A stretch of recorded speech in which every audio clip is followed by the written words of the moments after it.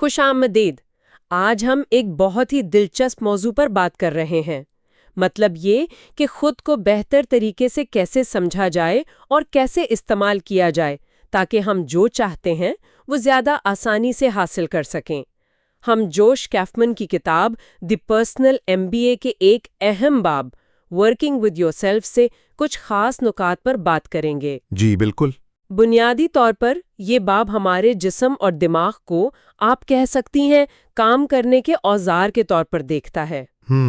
آج کل کی تیز رفتار زندگی میں یہ سمجھنا کہ یہ اوزار کیسے کام کرتے ہیں اور انہیں اپنی مرضی کے مطابق کیسے چلایا جائے، یہ صرف پیداواریت بڑھانے کے لیے نہیں، بالکل نہیں، بلکہ ایک زیادہ پرسکون اور بامقصد زندگی گزارنے کے لیے بھی بہت ضروری ہے۔ بالکل ایسا ہی ہے۔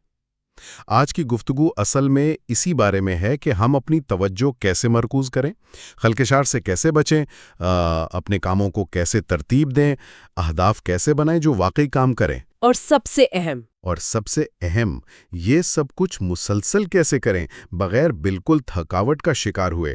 یوں سمجھیں کہ یہ اپنے ذاتی آپریٹنگ سسٹم کو سمجھنے اور بہتر بنانے جیسا ہے۔ زبردست۔ تو آئیے اپنے آپریٹنگ سسٹم کے پہلے حصے سے شروع کرتے ہیں، یعنی توجہ۔ کتاب میں ایک تصور ہے یک خیالی یا مونو آئیڈیالزم۔ یہ کیا ہے اور یہ اتنا اہم کیوں ہے؟ دیکھیں، مونو آئیڈیالزم کا مطلب ہے اپنی پوری ذہنی توانائی اور توجہ ایک وقت میں صرف ایک کام یا خیال پر مرکوز کرنا۔ اچھا، آپ نے شاید فلو کی حالت کے بارے میں سنا ہوگا۔ جی سنا ہے۔ جب آپ کسی کام میں اتنے مگن ہو جاتے ہیں کہ وقت کا احساس نہیں رہتا اور آپ اپنی بہترین کارکردگی دکھا رہے ہوتے ہیں، مونو آئیڈیالزم اصل میں اسی حالت تک پہنچنے کا ایک راستہ ہے۔ نائکی کا وہ مشہور نعرہ ہے نا، جسٹ ڈو اٹ۔ جی ہاں، وہ بھی کہیں نہ کہیں اسی خیال کی طرف اشارہ کرتا ہے کہ زیادہ سوچ بچار اور ہچکچاہٹ چھوڑ کر بس کام شروع کر دیں۔ اچھا، تو یہ فلو کی حالت جہاں ہم سب سے زیادہ پیداواری ہوتے ہیں، اس تک پہنچا کیسے جائے، خاص طور پر جب ارد گرد اتنے خلفشار ہوں، فون بج رہا ہے، لوگ آ جا رہے ہیں؟ ہاں، یہ ایک بڑا چیلنج ہے۔ کتاب میں اس کے لیے 3 طریقے بتائے گئے ہیں۔ پہلا اور سب سے واضح، بیرونی خلفشار کو ختم کرنا۔ جیسے؟ فون بند کرنا۔ جی، فون بند کرنا، نوٹیفیکیشنز آف کرنا، دروازہ بند کرنا، یا شاید شور کم کرنے والے ہیڈ فونز استعمال کرنا، جو بھی آپ کے لیے کام کرے۔ ٹھیک۔ دوسرا طریقہ تھوڑا گہرا ہے، یعنی اندرونی خلفشار یا تضادات کو ختم کرنا۔ اندرونی خلفشار مطلب اگر آپ کو کوئی کام شروع کرنے میں آپ کو پتہ ہے مزاحمت محسوس ہو رہی ہے، تو رک کر پوچھیں کیوں؟ کیا آپ کو وہ کام پسند نہیں؟ کیا آپ کو ناکامی کا ڈر ہے؟ اچھا۔ مصنف نے خود مثال دی ہے کہ جب وہ کتاب لکھ رہے تھے تو انہیں مزاحمت محسوس ہوئی، اور پھر انہوں نے پایا کہ مسئلہ کام کے طریقہ کار میں تھا۔ اسے بدلنے سے وہ مزاحمت ختم ہو گئی۔ یہ تو خود شناسی والی بات ہو گئی۔ بالکل۔ اور تیسرا طریقہ ہے کام کو چھوٹے، قابل انتظام حصوں میں شروع کرنا، جسے کتاب میں ڈیش کہا گیا ہے۔ ڈیش؟ یہ پوموڈورو تکنیک جیسی کوئی چیز ہے کیا؟ بالکل، پوموڈورو تکنیک اس کی بہترین مثال ہے۔ آپ صرف 25 منٹ پوری توجہ سے کام کرتے ہیں، پھر 5 منٹ کا وقفہ لیتے ہیں۔ اچھا۔ یہ چھوٹا سا ہدف کہ بس 25 منٹ کام کرنا ہے، یہ شروع کرنے کی جو ہچکچاہٹ ہوتی ہے نا، اسے کم کرتا ہے۔ صحیح۔ اور اکثر جب آپ ایک بار کام شروع کر دیتے ہیں تو پھر جاری رکھنا آسان ہو جاتا ہے۔ اس دوران آپ خلفشار کو یہ کہہ کر ٹال سکتے ہیں کہ بس یہ 25 منٹ ختم کر لوں، پھر دیکھتا ہوں۔ اور مراقبے کا بھی ذکر تھا؟ جی، مراقبہ، میڈیٹیشن بھی اسی طرح، یعنی توجہ مرکوز کرنے کی صلاحیت کو بہتر بنانے کی ایک مشق ہے۔ یہ تو ہوئی ایک وقت میں ایک کام پر توجہ دینے کی بات، لیکن آج کل تو ملٹی ٹاسکنگ کا بڑا شور ہے۔ لوگ سمجھتے ہیں کہ اس سے زیادہ کام ہوتا ہے۔ کیا یہ واقعی کارگر ہے؟ یہ ایک بہت عام غلط فہمی ہے۔ ہمارا دماغ اصل میں ایک ساتھ کئی ایسے کاموں پر توجہ نہیں دے سکتا جن میں سوچ بچار کی ضرورت ہو۔ تو جسے ہم ملٹی ٹاسکنگ سمجھتے ہیں وہ کیا ہے؟ وہ دراصل تیزی سے ایک کام سے دوسرے کام پر توجہ منتقل کرنا ہے۔ اسے ٹاسک سوئچنگ کہتے ہیں۔ اور اس تیزی سے توجہ بدلنے کا کوئی نقصان بھی ہے؟ جی ہاں، اور کافی بڑا نقصان ہے۔ ہر بار جب آپ توجہ بدلتے ہیں تو آپ کو ایک قیمت ادا کرنی پڑتی ہے۔ اسے کوگنیٹو سوئچنگ پینالٹی کہتے ہیں۔ اچھا، یعنی دماغی قیمت؟ بالکل۔ آپ کے دماغ کو پچھلے کام کا کانٹیکسٹ ان لوڈ کرنا پڑتا ہے اور نئے کام کا کانٹیکسٹ لوڈ کرنا پڑتا ہے۔ اس میں وقت بھی لگتا ہے اور ذہنی توانائی بھی ضائع ہوتی ہے۔ تو نتیجہ؟ نتیجہ یہ ہوتا ہے کہ آپ دونوں کاموں میں سست ہو جاتے ہیں اور غلطیاں کرنے کا امکان بھی بڑھ جاتا ہے۔ تو اگر ملٹی ٹاسکنگ مؤثر نہیں تو اس کا متبادل کیا ہے، خاص طور پر جب ہمیں بہت سے مختلف قسم کے کام کرنے ہوتے ہیں؟ بہترین حکمت عملی ہے بیچنگ، یعنی ملتے جلتے کاموں کو اکٹھا کر لینا۔ مثال کے طور پر؟ مثال کے طور پر تمام فون کالز ایک ساتھ کر لیں، تمام ای میلز ایک مخصوص وقت پر چیک کریں اور جواب دیں، تمام چھوٹے موٹے انتظامی کام ایک ساتھ نپٹا لیں۔ اچھا، اس سے کیا فائدہ ہوگا؟ اس سے آپ کا دماغ ایک ہی موڈ میں رہتا ہے اور بار بار توجہ بدلنے کا نقصان کم سے کم ہوتا ہے۔ پال گراہم نے اسے میکر کا شیڈیول مقابلہ مینیجر کا شیڈیول کا نام دیا ہے۔ یہ کیا ہے، میکر اور مینیجر شیڈیول؟ دیکھیے، تخلیقی کام جیسے لکھنا، پروگرامنگ کرنا میکر کا کام کے لیے طویل بلا تعطل وقت چاہیے ہوتا ہے، صحیح۔ جبکہ میٹنگز اور انتظامی کام مینیجر کا کام چھوٹے چھوٹے وقفوں میں کیے جا سکتے ہیں۔ ان دونوں کو آپس میں ملانے کی کوشش اکثر بہت افراتفری پیدا کرتی ہے۔ یہ بات تو سمجھ میں آتی ہے۔ اچھا، یہ تو ہوئی توجہ اور کام کرنے کے انداز کی۔ اب آتے ہیں کاموں کو منظم کرنے کی طرف۔ کتاب میں ذکر ہے کہ کسی بھی کام کو ہینڈل کرنے کے 4 بنیادی طریقے ہیں، وہ کیا ہیں؟ جی، انہیں 4D کہا جاتا ہے۔ پہلا ہے کمپلیشن، یعنی تکمیل۔ یہ ان کاموں کے لیے ہیں جو واقعی اہم ہیں اور جنہیں آپ کو خود کرنا ہے۔ ٹھیک ہے۔ دوسرا ہے ڈیلیشن، یعنی حذف کرنا۔ یہ ان کاموں کے لیے ہے جو غیر ضروری ہیں یا جن کی اہمیت بہت کم ہے۔ یعنی انہیں لسٹ سے نکال دینا؟ بالکل۔ اور یہ جاننا کہ کیا نہیں کرنا یہ اتنا ہی اہم ہے جتنا یہ جاننا کہ کیا کرنا ہے، بلکہ بعض اوقات زیادہ اہم۔ کسی کام کو فہرست سے کاٹ دینے میں ایک خاص قسم کی آزادی محسوس ہوتی ہے۔ یہ تو ہے۔ تیسرا کیا ہے؟ تیسرا ہے ڈیلیگیشن، یعنی تفویض کرنا۔ یہ ان کاموں کے لیے ہیں جو اہم تو ہیں لیکن ضروری نہیں کہ آپ خود کریں۔ مطلب کسی اور سے کروا لینا؟ جی، اگر کوئی اور، جیسے کوئی ملازم، کوئی فری لانسر یا خاندان کا کوئی فرد بھی اسے آپ کی نسبت تقریباً 80% تک ٹھیک کر سکتا ہے تو اسے تفویض کرنا بہتر ہے۔ اس سے اپنا وقت بچ جائے گا؟ بالکل، تاکہ آپ اپنا وقت زیادہ اہم کاموں پر لگا سکیں۔ مصنف نے اپنی دادی سے ٹائپنگ میں مدد لینے کی مثال دی تھی۔ چوتھا طریقہ؟ چوتھا ہے ڈیفامنٹ، یعنی التوا۔ یہ ان کاموں کے لیے ہے جو نہ تو فوری ہیں اور نہ ہی اس وقت بہت اہم ہے۔ انہیں آپ ایک سم ڈے میں بھی لسٹ میں ڈال سکتی ہیں تاکہ وہ آپ کی فوری توجہ کی فہرست میں خلل نہ ڈالیں۔ سم ڈے میں بی لسٹ، یہ اچھا آئیڈیا ہے۔ یہ 4 طریقے تو سمجھ آ گئے، لیکن روزمرہ کی بنیاد پر ترجیحات کیسے طے کی جائیں؟ جب کرنے کو بہت کچھ ہو تو کیسے فیصلہ کریں کہ سب سے پہلے کیا کرنا ہے؟ یہاں سب سے اہم کام یا موسٹ امپورٹنٹ ٹاسکس MITs کا تصور بہت مددگار ہے۔ MITs؟ جی، خیال یہ ہے کہ ہر روز صرف 2 یا 3 ایسے کاموں کی شناخت کریں جو اگر مکمل ہو جائیں تو آپ کے بڑے اہداف میں سب سے زیادہ فرق ڈالیں گے۔ یہ وہ کام ہے جو سب سے زیادہ نتیجہ خیز ہوں گے۔ تو یہ صرف ایک لمبی چوڑی ٹو ڈو لسٹ بنانے سے مختلف کیسے ہے؟ یہ بہت مختلف ہے کیونکہ یہ مقدار پر نہیں، معیار پر زور دیتا ہے۔ ایک لمبی ٹو ڈو لسٹ اکثر دباؤ کا باعث بنتی ہے اور آپ چھوٹے چھوٹے آسان کام پہلے کر کے مصروف نظر آنے لگتے ہیں۔ صحیح کہا۔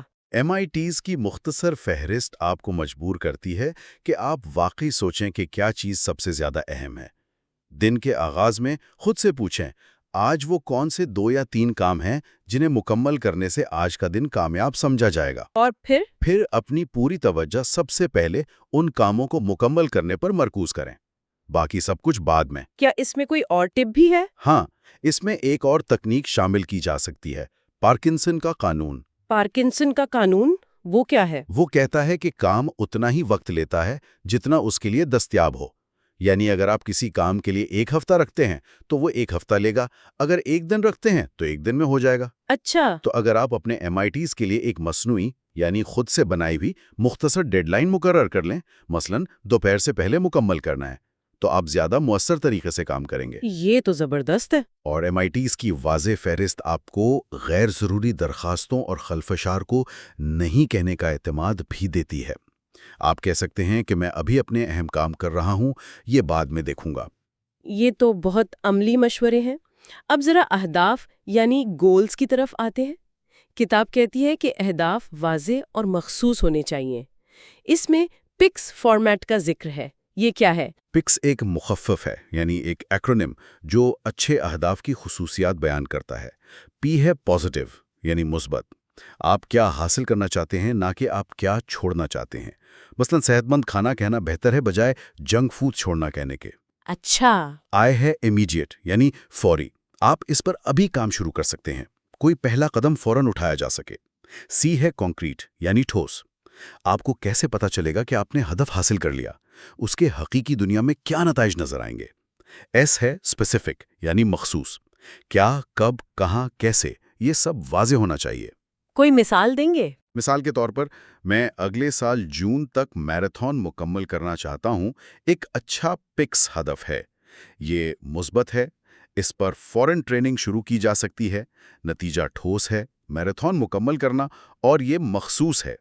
یہ ایک مبہم ہدف جیسے میں دوڑنا چاہتا ہوں سے کہیں بہتر ہے۔ اس میں ایک اور دلچسپ نقطہ یہ بھی تھا کہ اہداف کو نتائج کے بجائے اعمال پر مبنی ہونا چاہیے۔ اس کا کیا مطلب ہے؟ اس کا مطلب ہے کہ آپ ان چیزوں پر توجہ مرکوز کریں جو آپ کے کنٹرول میں ہیں۔ مثال کے طور پر 10 کلو وزن کم کرنا ایک نتیجہ ہے۔ یہ مکمل طور پر آپ کے کنٹرول میں نہیں ہے، کیونکہ میٹابولزم وغیرہ کا بھی کردار ہوتا ہے۔ صحیح۔ لیکن ہفتے میں 5 دن 30 منٹ ورزش کرنا یا روزانہ 1800 کیلوریز سے کم کھانا، یہ اعمال ہیں جو آپ کے کنٹرول میں ہیں۔ تو فوکس کوشش پر ہونا چاہیے۔ جی، جب آپ کوشش پر توجہ مرکوز کرتے ہیں تو نتائج خود بخود آنے کا امکان بڑھ جاتا ہے، اور اگر نتیجہ فوری طور پر نظر نہ بھی آئے تو آپ کوشش جاری رکھنے پر مایوس نہیں ہوتے۔ اور اہداف کو حالت وجود یا اسٹیٹس آف بینگ سے الگ سمجھنے کا کیا مطلب تھا؟ دیکھیں، خوش رہنا، کامیاب ہونا، مطمئن رہنا، یہ اہداف نہیں ہیں جنہیں آپ حاصل کر کے چیک مارک لگا سکیں۔ تو یہ کیا ہے؟ یہ وجود کی حالتیں ہیں، آپ کے تجربے کے معیار ہیں۔ انہیں اہداف کے بجائے فیصلوں کے معیار کے طور پر استعمال کرنا بہتر ہے۔ کیسے؟ خود سے پوچھیں، کیا یہ کام مجھے خوشی کے قریب لے جا رہا ہے؟ یا کامیابی جیسی جو پیچیدہ حالت ہے اسے چھوٹے ٹھوس حصوں میں توڑنا مفید ہے، جیسے ایسا کام کرنا جس سے لطف آئے، اچھے لوگوں کے ساتھ کام کرنا، مالی طور پر محفوظ ہونا، پھر ان حصوں پر کام کریں۔ یہ بہت واضح ہو گیا۔ اچھا، یہ اہداف اور حالتوں کی بات ہوئی، اب عادات یعنی ہیبٹس کی طرف آتے ہیں۔ اچھی عادات بنانا اکثر مشکل کیوں لگتا ہے؟ عادات بنانے کے لیے قوت ارادی یا ول پاور کی ضرورت ہوتی ہے، اور تحقیق بتاتی ہے کہ قوت ارادی ایک محدود وسیلہ ہے۔ محدود مطلب ختم ہو جاتی ہے؟ جی، جیسے پٹھوں کی طاقت استعمال سے تھک جاتی ہے، ویسے ہی قوت ارادی بھی دن بھر کے فیصلوں اور کوششوں سے کم ہو جاتی ہے۔ اسی لیے کتاب مشورہ دیتی ہے کہ ایک وقت میں صرف ایک نئی عادت بنانے پر توجہ دیں۔ ایک ساتھ کئی عادتیں بنانے کی کوشش اکثر ناکام ہو جاتی ہے۔ تو اس محدود قوت ارادی کو مؤثر طریقے سے کیسے استعمال کیا جائے تاکہ عادت بن جائے؟ اس کے چند طریقے ہیں۔ پہلا، محرکات یا ٹریگرز کا استعمال کریں، یعنی نئی عادت کو کسی پرانی پہلے سے قائم عادت کے ساتھ جوڑ دیں۔ جیسے ہر بار جب میں دانت برش کروں گا یا کروں گی، اس کے فوراً بعد میں 2 منٹ مراقبہ کروں گا۔ دانت برش کرنا ایک پہلے سے قائم عادت ہے، وہ نئی عادت مراقبہ کے لیے ٹریگر بن گئی۔ اچھا آئیڈیا ہے۔ اور دوسرا طریقہ؟ دوسرا، ماحول کو آسان بنانا، یعنی جس عادت کو اپنانا ہے اس کے راستے میں آنے والی رکاوٹوں کو کم کرنا۔ مثال؟ اگر آپ روزانہ صبح ورزش کرنا چاہتے ہیں تو رات کو ہی اپنے ورزش کے کپڑے اور جوتے نکال کر سامنے رکھ لیں۔ صبح اٹھ کر صرف پہننا ہوگا۔ اس چھوٹی سی آسانی سے ورزش شروع کرنے کا امکان بڑھ جاتا ہے۔ یعنی عادت کو آسان بنا دینا۔ بالکل۔ اب کچھ ذہنی اوزاروں پر بات کرتے ہیں۔ کتاب میں ذہن سازی یا پرائمنگ کا ذکر ہے۔ یہ کیا چیز ہے اور یہ کیسے کام کرتی ہے؟ پرائمنگ ایک نفسیاتی تصور ہے۔ اس کا مطلب ہے کہ جب آپ کسی ایک چیز کا سامنا کرتے ہیں تو وہ آپ کے بعد کے رد عمل یا سوچ کو متاثر کرتی ہے، اکثر لاشعوری طور پر۔ کتاب اسے زیادہ شعوری طور پر استعمال کرنے کا مشورہ دیتی ہے۔ مثال کے طور پر، اگر آپ کسی خاص موضوع پر تحقیق کر رہے ہیں تو اس کے بارے میں فعال طور پر سوچنے سے آپ کا دماغ اس سے متعلقہ معلومات کے لیے زیادہ سینسٹیو ہو جاتا ہے۔ تو وہ چیزیں زیادہ نظر آنے لگتی ہیں؟ جی، آپ کو وہ چیزیں زیادہ نظر آنے لگتی ہیں جو پہلے شاید نظر انداز ہو جاتی تھی۔ जैसे वो मिसाल है ना कि जब आप कोई नई गाड़ी खरीदने का सोचते हैं तो अचानक वही मॉडल आपको सड़क पर हर जगह नजर आने लगता है। हाँ, ये तो होता है। इसे अमली तौर पर कैसे इस्तेमाल किया जा सकता है? मसलन पढ़ने में? पढ़ने से पहले चंद मिनट लगाएं ये सोचने में कि आप इस मवाद से क्या हासिल करना चाहते हैं। आपका मकसद क्या है, पर्पस सेटिंग। अच्छा। फिर किताब या मजमून को तेजी से देखें, सरसरी नज़र डालें, उन्वानात पर, ज़ेली उन्वानात पर, तस्वीर, तारुफ, नतीजा। ये आपके दिमाग को आने वाली मालूमात के लिए तैयार करता है। इससे क्या होगा? इससे आपको अहम नुकात को ज़्यादा मुअस्सर तरीके से समझने और याद रखने में मदद मिलती है। मुसन्निफ का दावा है कि इस तरह वो नॉन फिक्शन किताबों से अहम मालूमात बहुत कम वक्त में निकाल सकते हैं। ये तो ट्राई करने वाली चीज है। अच्छा, फैसला साजी के बारे में क्या ख्याल है? अक्सर लोग फैसले करने से कतराते हैं, टालते रहते हैं। जी, फैसला करने का मतलब ही ये है कि आप एक रास्ते का इंतखाब कर रहे हैं और बाकी रास्तों को तर्क कर रहे हैं। डिसाइड का लातीनी मतलब ही है काट देना।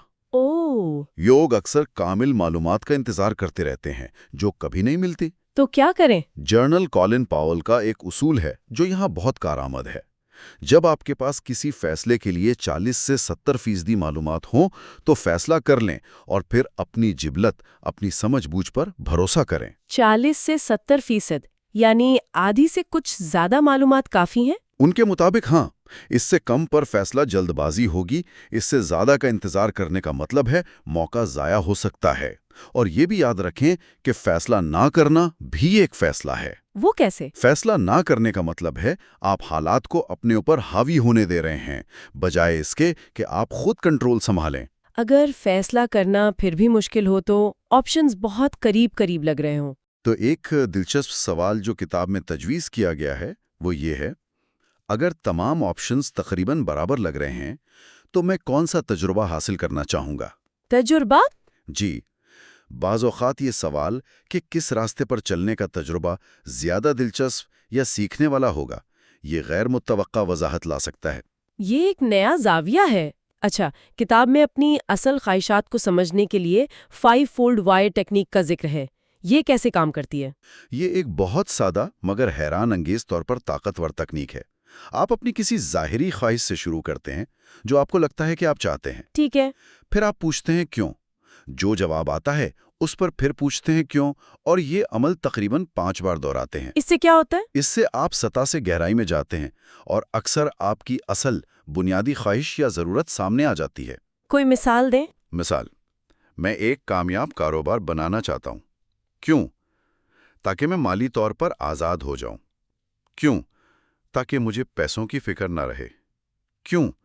ताकि मैं महफूज महसूस करूं। क्यों? ताकि मैं अपनी मर्जी की जिंदगी गुजार सकूं। क्यों? क्योंकि मैं असल में आज़ादी और खुद मुख्तारी चाहता हूं। तो असल ख्वाहिश शायद कारोबार नहीं, बल्कि वो एहसास है जो उससे जुड़ा है। वाह, ये तो बहुत गहरी बात है। और जब आप असल ख्वाहिश जान लें तो 5 बार कैसे, 5 फोल्ड हाउ का क्या किरदार है? 5 बार कैसे इस बुनियादी ख्वाहिश को अमली इक़दामात में बदलने में मदद देती है। अच्छा, वो कैसे? आप अपनी बुनियादी ख्वाहिश से शुरू करते हैं, जैसे पिछली मिसाल में आज़ादी का एहसास, और पूछते हैं कैसे। जो जवाब आए उस पर फिर पूछते हैं कैसे। ये अमल भी तकरीबन 5 बार दोहराया जाता है। इसका मकसद क्या है? इसका मकसद है कि आप एक बड़े मुबहम मकसद से चलकर एक बहुत ही ठोस, फौरी तौर पर किए जाने वाले कदम तक पहुंच जाएं। मिसाल से समझाएं। मिसाल, मैं आज़ादी कैसे हासिल कर सकता हूं? अपने माली मामलात को बेहतर बनाकर। कैसे? इजाफी आमदनी पैदा करके। कैसे? एक ऑनलाइन कोर्स बनाकर बेचकर। कैसे? कोर्स का खाका बनाकर। कैसे? आज रात 1 घंटा बैठकर कोर्स के मुमकिना मॉड्यूल्स की फहरिस्त बनाकर। तो ये आखिरी जवाब? ये आखिरी जवाब आपका अगला कदम, नेक्स्ट एक्शन है। वो पहला छोटा सा ठोस काम जो आप फौरन कर सकते हैं। अगला कदम या नेक्स्ट एक्शन का तस्वुर तो बहुत मुफीद लगता है, खास तौर पर बड़े मंसूबों के लिए जो अक्सर बहुत भारी और खौफजदा कर देते हैं। बिल्कुल, एक बड़ा मंसूबा जैसे किताब लिखना या नया कारोबार शुरू करना, ये सोचकर ही हिम्मत जवाब दे सकती है। सही। लेकिन अगर आप सिर्फ ये सोचें कि इस मंसूबे को आगे बढ़ाने के लिए अगला सबसे छोटा ठोस कदम क्या है जो मैं भी कर सकती हूँ, مثال کے طور پر پہلے باب کا پہلا پیراگراف لکھنا یا ممکنہ کاروباری ناموں کی فہرست بنانا تو کام اچانک قابل انتظام لگنے لگتا ہے۔ یعنی صرف اگلے قدم پر توجہ مرکوز کریں۔ جی ہاں۔ ایک اور تکنیک کا ذکر ہے، خارجی بنانا یا ایکسٹرنلائزیشن۔ اس کا کیا مطلب ہے؟ ایکسٹرنلائزیشن کا سادہ مطلب ہے اپنے اندرونی خیالات اور احساسات کو اپنے دماغ سے باہر نکال کر کسی ٹھوس شکل میں لانا۔ ٹھوس شکل؟ جیسے لکھنا؟ جی، لکھنا سب سے عام مثال ہے، یا بولنا، یا کوئی ڈائیگرام بنانا، مائنڈ میپ بنانا۔ اس سے کیا فائدہ ہوتا ہے؟ ہمارا دماغ اندرونی مبہم خیالات کے مقابلے میں بیرونی ٹھوس معلومات کو بہتر طریقے سے پروسیس کرتا ہے۔ جب آپ اپنے خیالات لکھتے ہیں تو وہ زیادہ واضح ہو جاتے ہیں، آپ انہیں محفوظ کر سکتے ہیں، ان کا دوبارہ جائزہ لے سکتے ہیں، ان کا تجزیہ کرنا آسان ہو جاتا ہے۔ اور بولنے سے؟ کسی دوست سے یا کسی مشیر سے بات کرنا بھی ایکسٹرنلائزیشن ہے، حتیٰ کہ کسی بے جان چیز سے بات کرنا، جیسے وہ پروگرامرز کی ربر ڈکنگ ٹیکنیک ہے، وہ بھی مددگار ثابت ہوتی ہے۔ ربر ڈکنگ؟ ہاں، مطلب آپ اپنا مسئلہ ایک ربڑ کی بطخ کو سمجھانے کی کوشش کرتے ہیں۔ اس کوشش میں کہ آپ مسئلہ واضح طور پر بیان کریں، آپ کو اکثر خود ہی اس کا حل سمجھ آ جاتا ہے۔ یہ بہت اہم نکتہ ہے۔ چند اہم تعصبات ہیں جن سے آگاہ ہونا ضروری ہے۔ پہلا ہے خود پسندی کا رجحان، ایکسیسو سیلف ریگارڈ ٹینڈنسی۔ یہ کیا ہے؟ اسے ڈننگ کروگر ایفیکٹ بھی کہتے ہیں۔ یہ وہ رجحان ہے جہاں کم قابل لوگ اپنی صلاحیتوں کو حقیقت سے زیادہ سمجھتے ہیں، اچھا۔ جبکہ زیادہ قابل لوگ اکثر اپنی صلاحیتوں پر شک کرتے ہیں یا انہیں کم سمجھتے ہیں۔ تو اس سے کیسے بچا جائے؟ عاجزی اختیار کر کے اور قابل اعتماد لوگوں سے ایماندارانہ فیڈ بیک لے کر اپنی صلاحیتوں کا حقیقت پسندانہ جائزہ لینا ضروری ہے۔ اور تصدیقی تعصب یا کنفرمیشن بائس کیا ہے؟ یہ شاید سب سے عام تعصبات میں سے ایک ہے۔ یہ ہمارا وہ رجحان ہے کہ ہم ایسی معلومات تلاش کرتے ہیں، یاد رکھتے ہیں اور ترجیح دیتے ہیں جو ہمارے پہلے سے موجود خیالات اور عقائد کی تصدیق کرتی ہیں، اور جو خلاف ہوں؟ اور ان معلومات کو ہم یا تو نظر انداز کر دیتے ہیں، یا ان میں کیڑے نکالتے ہیں، یا انہیں کم اہمیت دیتے ہیں۔ یہ تو خطرناک ہو سکتا ہے۔ بہت زیادہ۔ اس کا مقابلہ کرنے کا بہترین طریقہ ہے جان بوجھ کر متضاد شواہد تلاش کرنا، یعنی فعال طور پر ایسے دلائل یا ثبوت تلاش کریں جو آپ کی رائے یا نظریے کے خلاف ہوں۔ یہ تو مشکل کام ہے۔ مشکل ہے، لیکن سچائی تک پہنچنے کے لیے ضروری ہے۔ ایک اور تعصب کا ذکر تھا، پشچا بینی کا تعصب یا ہائنڈسائٹ بائس، یعنی ماضی کو دیکھ کر کہنا مجھے تو پہلے ہی پتا تھا۔ ہاں، یہ I knew it all along والا مسئلہ ہے۔ جب کوئی واقعہ ہو جاتا ہے، خاص طور پر کوئی منفی واقعہ، تو ہمیں لگتا ہے کہ وہ ناگزیر تھا اور ہم پہلے سے اس کا اندازہ لگا سکتے تھے۔ اس سے کیا ہوتا ہے؟ اس سے ہم ماضی کے فیصلوں پر غیر ضروری طور پر خود کو کوستے ہیں یا پچھتاتے ہیں۔ اہم بات یہ یاد رکھنا ہے کہ فیصلے اس وقت دستیاب معلومات کی بنیاد پر کیے گئے تھے۔ ماضی میں جا کر اسے بدلنا ممکن نہیں۔ تو سبق سیکھ کر آگے بڑھنا چاہیے؟ بالکل۔ ماضی کو تعمیراتی انداز میں استعمال کریں، نہ کہ خود کو سزا دینے کے لیے۔ ان تعصبات کے علاوہ اختیار کا مرکز یا لوکس آف کنٹرول کا تصور بھی اہم لگتا ہے۔ جی، یہ سمجھنا بہت ضروری ہے کہ کن چیزوں پر آپ کا کنٹرول ہے اور کن پر نہیں۔ کن چیزوں پر کنٹرول ہوتا ہے؟ آپ اپنی کوششوں، اپنے رد عمل، اپنے رویے، اپنے خیالات پر کنٹرول رکھتے ہیں۔ اور کن پر نہیں ہوتا؟ آپ نتائج پر مکمل کنٹرول نہیں رکھتے۔ آپ دوسروں کے اعمال پر کنٹرول نہیں رکھتے۔ آپ موسم، معیشت یا دنیا میں ہونے والے بڑے واقعات پر کنٹرول نہیں رکھتے۔ تو پھر؟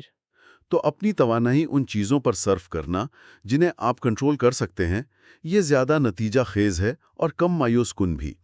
جو چیزیں آپ کے کنٹرول سے باہر ہیں، ان کی فکر کرنا صرف توانائی اور وقت کا ضیاع ہے۔ یہ پرفارمنس لوڈ کیا ہے؟ پرفارمنس لوڈ سے مراد وہ تمام کام، ذمہ داریاں اور ذہنی دباؤ ہے جو آپ نے ایک وقت میں اٹھایا ہوا ہے۔ تو ایک حد سے زیادہ بوجھ آپ کی ہر کام کی کارکردگی کو کم کر دیتا ہے۔ جیسے کمپیوٹر پر بہت سے پروگرام چل رہے ہوں تو وہ سست ہو جاتا ہے۔ صحیح مثال ہے۔ تو اس کا حل؟ اس کا حل ہے اپنی حدود کو سمجھنا اور نہیں کہنا سیکھنا۔ ہر کام اپنے ذمے لینا ممکن نہیں، نہ ہی صحت مند ہے۔ اپنے شیڈیول میں کچھ خالی وقت رکھنا بھی ضروری ہے تاکہ غیر متوقع چیزوں سے نپٹا جا سکے اور تھوڑا سانس لیا جا سکے۔ اور وقت کے انتظام کے بجائے توانائی کے انتظام پر زور کیوں دیا گیا ہے؟ یہ دلچسپ لگا۔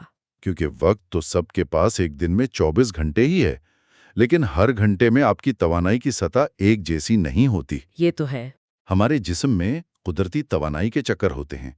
एक मशहूर चक्कर तकरीबन 90 मिनट का अल्ट्राडेन रिदम होता है। 90 मिनट का? जी, तकरीबन 90 मिनट तक हमारी तवानाई और तवज्जो उरूज पर रहती है, फिर कुदरती तौर पर कम होती है। तो इस इल्म को कैसे इस्तेमाल करें? जब आपकी तवानाई उरूज पर हो, उस वक्त अपने सबसे अहम, सबसे मुश्किल काम करें।